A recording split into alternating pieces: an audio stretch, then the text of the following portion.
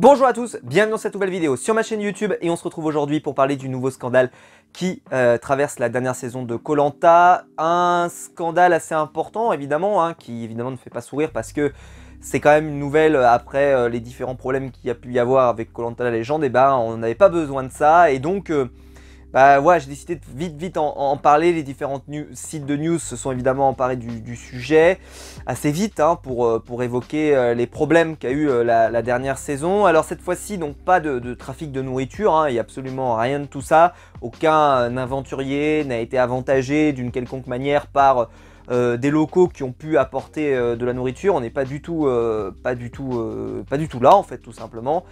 Il semblerait, alors voilà, les différents sites de news sont un petit peu concordants. En fait, ils sont revenus sur une scène qui les avait particulièrement marqués, c'est évidemment le passage du radeau qui avait cassé. Je ne sais pas si vous vous souvenez de cette affaire. Et en fait, la casse, d'après différentes analyses, en fait, il y aurait eu un sabotage organisé par un membre, voilà, quelqu'un en tout cas qui aurait saboté le radeau de l'équipe de Koh Lanta. Alors différents sites de news sont assez, voilà, ils essayent un peu de savoir.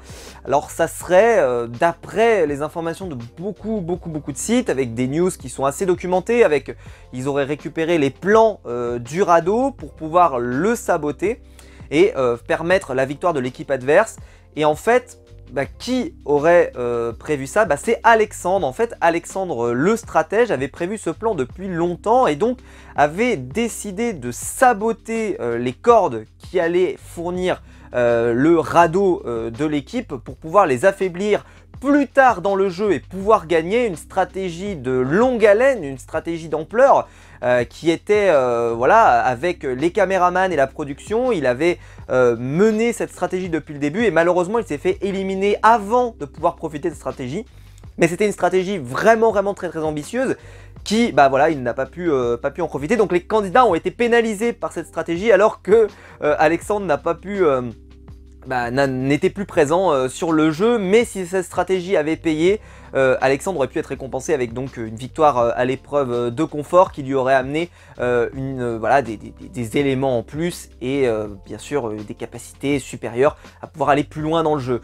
Donc c'est vrai que c'est un scandale. J'espère en tout cas qu'on aura plus d'infos là-dessus. Ce sabotage, comment ça a pu être fait, les autorités sont en train d'analyser avec les preuves.